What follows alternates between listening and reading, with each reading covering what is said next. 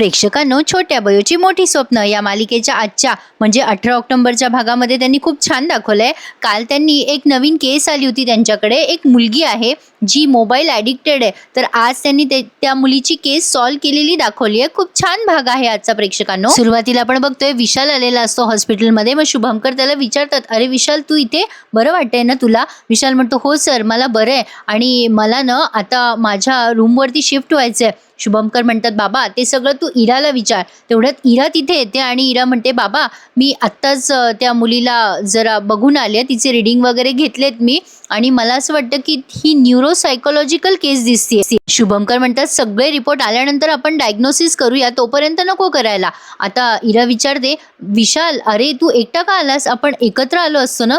विशाल म्हणतो, नाही ठीक आहे, मी ठीक आहे आता. इरा म्हणत असते विशालला, आपण दोघं एकत्र जाऊयात. तेव्हा हे शुभंकर म्हणतात, तुम्ही दोघं ICU मध्ये जाऊन या, मी जरा लॅबमध्ये जातोय. तेव्हा इरा म्हणते, बरं बाबा ठीक आहे. आता शुभंकर निघून जातात. मग इरा विशालला घेऊन जाते ICU मध्ये. तर आता पुढे आपण बघतोय हे शुभंकर बयोला भेटतात. बयो तिथे रिसेप्शनवर असते. आता ते काहीतरी सांगतात की डॉक्टर प्रधानांना सांग की काहीतरी इम्पॉर्टंट आहे, मला भेटा वगैरे वगैरे काहीतरी असं सांगतात.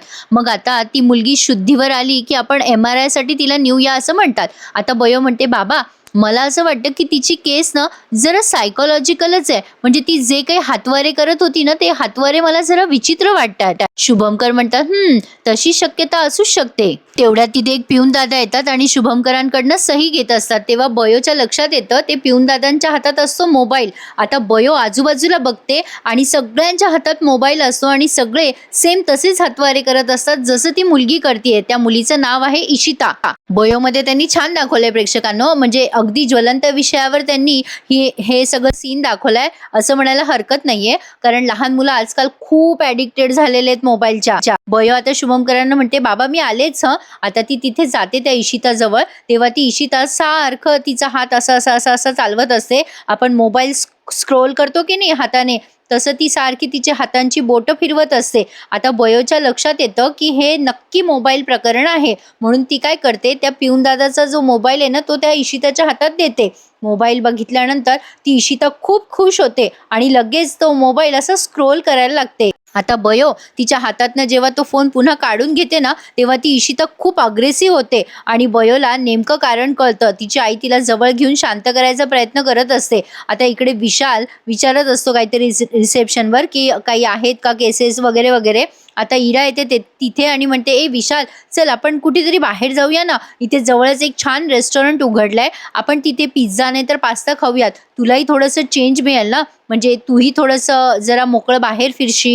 आता विशाल म्हणतो की हे बघ इरा, मी न ठरवलंय की मी माझ्या घरी परत जाणार आहे. पण आता इरा मात्र तिचा निर्णय त्याच्यावर थोपत असते. ती म्हणत असते, हे बघ मला माहिती आहे तू डॉक्टर खूप चांगला आहेस, पण तुझा निर्णय मात्र मीच घेणार. तू कुठेही जाणार नाहीयेस, मी तुला कुठे जाऊच देणार नाहीये. आता विशाल खूप चिडतो, जोरात ओरडतो तिच्या अंगावर, हे बघ तुला कळत नाही का एकदा सांगितलेलं? आणि तू प्लीज मला फोर्स करू नकोस. काही झालं तरी मी माझ्या घरी जाणार म्हणजे जाणार, that's it and that's all. आता असं म्हणून तो तिथून निघून जातो. इराला खरं तर विशालचा राग आलाय, कारण तिला तिचंच खरं करायची सवय आहे. पण आता विशालने जेव्हा त्याचा निर्णय दिला तेव्हा इराला असं वाटतंय की असा कसा हा निर्णय देऊ शकतो डायरेक्ट. असो, पण आता बयोने खूप छान आयडिया काढली आहे. ही जी रेवा आहे ना प्रेक्षकांनो, ती कॅन्सर पेशंट आहे. ती अजूनही हॉस्पिटलमध्येच आहे.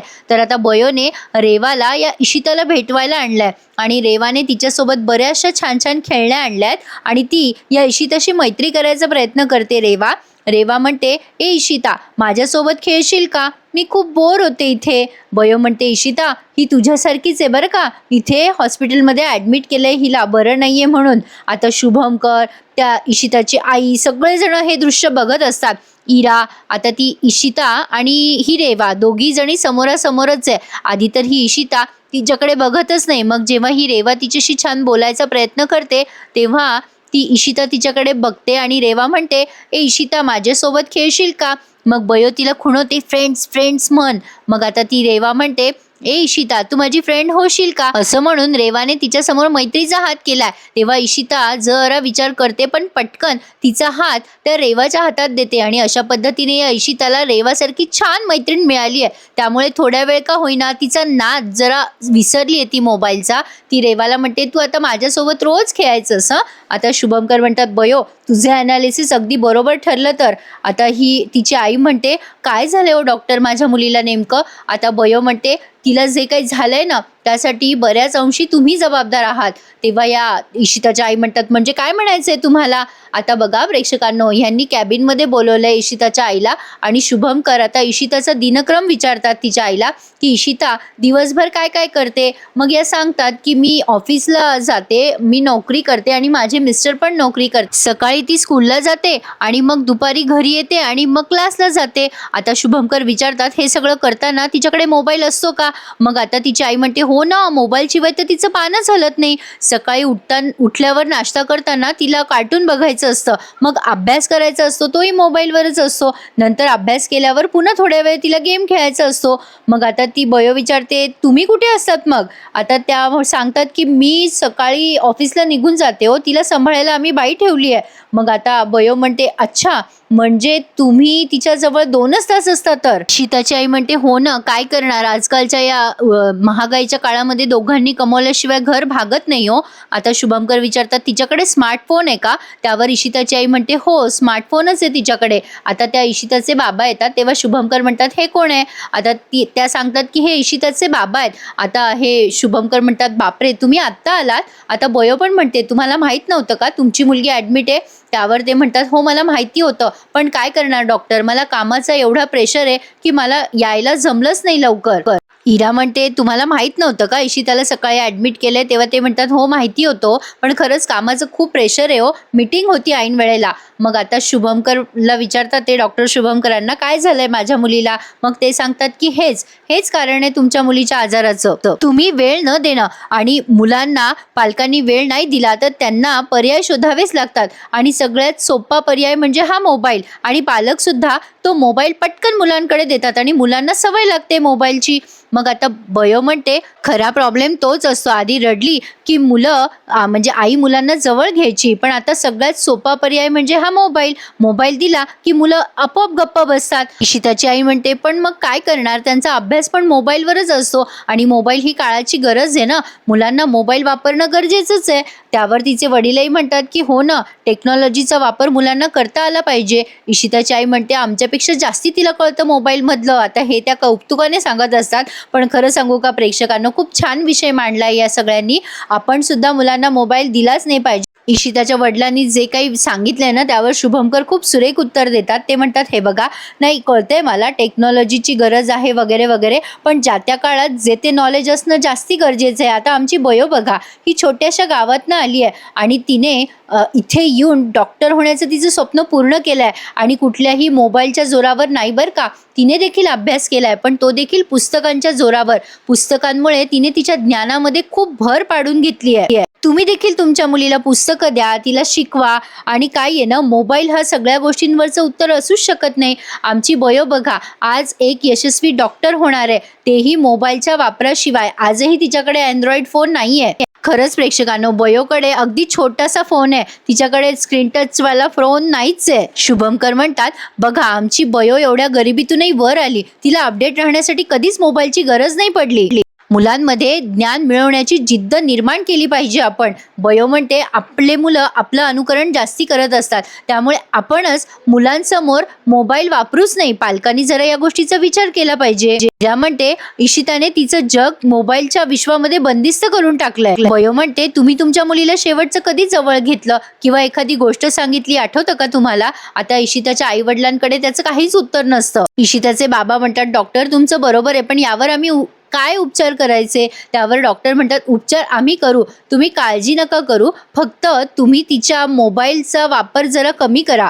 हे बघा, आई वडिलांनी वेळ देणं खरं तर हा सगळ्यात मोठा उपचार आहे. तुम्ही दोघांनी जर तिला वेळ दिला ना तर तुम्हाला तिच्या हातात मोबाईल नाही दिसणार, तिच्या डोळ्यामध्ये तुम्हाला ध्येय दिसतील. खरंच आहे प्रेक्षकांनो, शुभमकरांनी खूप मोलाचं वाक्य सांगितलंय. छानच दाखवलं त्यांनी. आता आपण पुढे बघतोय या इशिताचे आई बाबा शुभमकरांकडनं हे सगळं समजून घेतात आणि त्यांना हे खूप पटलंय. आता ते दोघेही जण इशिताच्या जवळ येतात आणि इशिताला आता जवळ घेतात. त्यांना त्यांची चूक कळली आहे की आपण मुलीला मोबाईल दिला त्यामुळे तिची ही अवस्था झाली. बरं करता बरं मुलगी जास्ती आजारी होण्याच्या आत ती वाचली बिचारी. आता इशिताचे आई आणि बाबा तिचे लाड करतायत. इशिताच्या बाबांनी तिच्यासाठी छान टेडी बेअर सुद्धा आणलाय. आता बयो हे सगळं बघतीये आणि खूप खुश होतीये. शेवटी फायनली ही फॅमिली एकत्र आली. तिला छान वाटते, म्हणजे या मुलीचा आजार तिने दूर केला. छान दाखवला आजचा भाग. तर आता बघा प्रेक्षकांनो, बयो गार्डनमध्ये असते तेव्हा पोटे सर येतात आणि बयोला म्हणतात, बयो हे बघ झालं गेलं, प्लीज विसर ना. अगं माफ करून टाक ना मला. अगं खरंच मी मनापासून माफी मागतोय, हे सगळं विसर ना. पण आता बयो म्हणते, पोटे सर तुम्ही जे काही केलंयत ना त्याला गुन्हा म्हणतात, गुन्हा. चुकीला माफी असते, गुन्ह्याला नाही. तुम्ही स्त्रीत्वाचा अपमान केलाय आणि तुम्ही आजपासून आमच्या सोबत काम करायचं नाही पोटे सर. पोटे सर म्हणत असत, बयो माझं ऐकून तरी घे. पण बयो म्हणते, सर तुम्हाला जर असं वाटत असेल ना की मी तुमचा जास्ती अपमान करू नये तर तुम्ही प्लीज पुन्हा माझ्याशी बोलायला येऊ नका. असं बोलून आता बयो तिथून निघून जाते. पण आता हा दुष्यंतचा जो मुलगा आहे आदिनाथ, त्याने ते बघितलंय पोटे सरांवर ही बयो ओरडते जोरात. आता त्याचा गैरसमज झालाय बरं का प्रेक्षकांनो. आणि या पोटेने पण तो दूर नाही केलेला आहे. आता बघा काय झालंय. पोटे सर आता विचार करताय, बापरे आता काही ना काही पर्याय शोधावा लागेल. आता हे पोरं काही मला माफ करणार नाहीयेत. आता याच्याकडे काम दिलंय ना त्या म्हात्रेंना मारायचं, त्याच्यामुळे हे सगळं चाललंय या पोटेचं. असो आता तो येतो तिथे आदिनाथ आणि म्हणतो, काय हो पोटे तुम्ही डॉक्टर आहात ना? आणि ही पोरगी ज्युनियर स्टुडंट कम म्हणजे शिकाऊ डॉक्टरच आहे ना ती. त्यावर पोटे सर म्हणतात, हो ना. आता हा म्हणतो आदिनाथ की ही मुलगी तुमच्यावर एवढ्या मोठ्याने का ओरडत होती? त्यावर पोटे सर म्हणतात, काय करणार सर, आजकालची पिढी ऐकत नाही हो. पण आता हा आदिनाथ म्हणतो, नाही प्रॉब्लेम पिढीचा नाहीये, प्रॉब्लेम हिच्या फॅमिलीचा आहे. हिची अख्खीची अख्खी फॅमिली हॉस्पिटलमध्ये ना म्हणून मास दाखवते ही. या हॉस्पिटलचा नवीन हेड बनून हिचा बंदोबस्त असा करतो ना, बघाच आता तुम्ही. असं म्हणून तो निघून जातो. पण आता पोटे सर वेगळाच काहीतरी विचार करताय. काय केलं तो काही दाखवला नाही बाबा त्यांनी. काय ना प्रेक्षकांनो, बयोचे भाग आता खूप मोठे मोठे दाखवत आहेत. त्यामुळे प्लीज लाईक करायला आणि आपलं चॅनल सबस्क्राईब करायला विसरू नका. आता इरा येते बयो जवळ आणि विचारते बयोला, अगं बयो तुला माहिती आहे का काय झालंय विशालला, त्याचा मूड का ऑफ झालाय ते? बयो म्हणते, का काय झालं विशाल सरांना? इरा म्हणते, अगं विशाल त्याच्या रूमवर जायचं म्हणतोय ग परत. काय झालं माहिती नाही, तू बघ ना ग बयो काय झालंय आणि जाणून घे ना त्याच्याकडनं. आणि तू काही कर, तू त्याला मनव बाबा आधी. आता बयो म्हणते, मी? तेव्हा इरा म्हणते, हो मी तुझ्याकडे सोपवते ती कामगिरी. आता तेवढ्यात बयोला फोन येतो शुभमकरांचा. ती म्हणते, हो हो बाबा आलेच. आता इरा तिला म्हणते, हे बघ तू काहीही कर बयो, पण तू विशालला जाण्यापासून थांबव. आता बयो म्हणते, अगं मी काय करणार आहे इरा? आता इरा म्हणते, नाही नाही तूच थांबू शकतेस त्याला, तू थांबव. पण आता बयोला शुभमकरांचा फोन आला तेव्हा त्यांनी सांगितलंय की ते रिसॉर्टचं यांचं जे प्लॅनिंग आहे ना बाहेर जायचं ते ठरलंय. आता ही बयो सांगते इराला की अगं ते रिसॉर्ट वगैरे ना ते मिळालंय बाबांना. मग आता इरा म्हणते, वा मस्त व्हेरी गुड. आता रिसॉर्टसाठी विशालला तू मनवायचं, म्हणजे ते ट्रिपला येण्यासाठी तूच मनव विशालला, असं बयो सांगते. सॉरी इरा सांगते बयोला. आता विशाल इकडे त्याची बॅग घेऊन निघालाय. सुमन म्हणते, अहो विशाल सर कुठे निघालात? विशाल म्हणतो, सुमन आत्या आता मला माझ्या घरी जाऊ द्या. तुम्ही माझी खूप सेवा केलीत, काळजी घेतलीत, खरंच तुमचे खूप खूप आभार, पण आता मला जाऊ द्या. आता सुमन म्हणते, अहो असे कसे निघालात तुम्ही? दादा आला तर मी त्याला काय सांगू? आणि आता तो मला रागवेल ना की असं कसं तू विशाल सरांना जाऊ दिलंस म्हणून. विशाल म्हणतो, नाही मी बोललोय त्यांच्याशी, तुम्ही नका काळजी करू, पण मला आता जाऊ द्या. विशाल आता लगेच पुढे पुढे जात असतो आणि सुमन त्याच्या मागे मागे. आता तेवढ्यात बयो येते आणि म्हणते, विशाल सर प्लीज प्लीज थांबा ना, नका ना जाऊ. विशाल म्हणतो, मला इथे थांबायचं नाहीये, माझी इथे घुसमट होतीये आणि तसंही मी तुला सांगतोय की मला इराला सगळं खरं खरं सांगू दे. तू मला सांगू देत नाहीयेस. मला इथे थांबायचं नाहीये. तू सांगणार आहेस का इराला सगळं? बयो म्हणते, सर प्लीज थांबा ना, असं काय करता तुम्ही? विशाल म्हणतो, नाही मी नाही थांबणार आहे, माझी खरंच घुसमट होतीये बयो, मला जाऊ दे इथून. म्हणजे सरस्वती म्हणतो तो. मग आता ही बयो म्हणते, प्लीज सर ऐका ना, पण विशाल ऐकायलाच तयार नसतो. शेवटी आता बयो म्हणते, बरं ठीक आहे मी सांगेल सगळं इराला, असं म्हटलंय तिने. आणि एकदम त्यांनी हा एपिसोड हा इथेच पूर्ण केलाय. तर पुढचा प्रोमो एकदम धमाकेदार दाखवलाय त्यांनी. आता विशाल बयो इरा सगळे ते एका म्हणजे बाहेरच्या ठिकाणी पिकनिकला गेलेत आणि आता विशाल म्हणतो, तू सांगतेस इराला की मी सांगू? आता तेवढ्यात ही इरा फोटो काढत असते विशाल सोबत आणि आता हेतल अंकिता म्हणतात, ए इरा अगं मागे बघ काय आहे. तर मागे एका झाडावर सरस्वती लव विशाल असं लिहिलेलं असतं. ते बघून इराला आता खूप राग येतो. प्रेक्षकांनो, पुढचे भाग खूपच इंटरेस्टिंग असणार आहे, कारण आता इराला जेव्हा कळेल की विशाल आणि बयोचं एकमेकांवर प्रेम आहे तेव्हा काय होईल. बाप रे, तमाशाच तमाशा. बघत राहा छोट्या बयोची मोठी स्वप्न. आजचा भाग आवडल्यास चॅनलला लाईक, शेअर आणि सबस्क्राईब मात्र नक्की करा. धन्यवाद.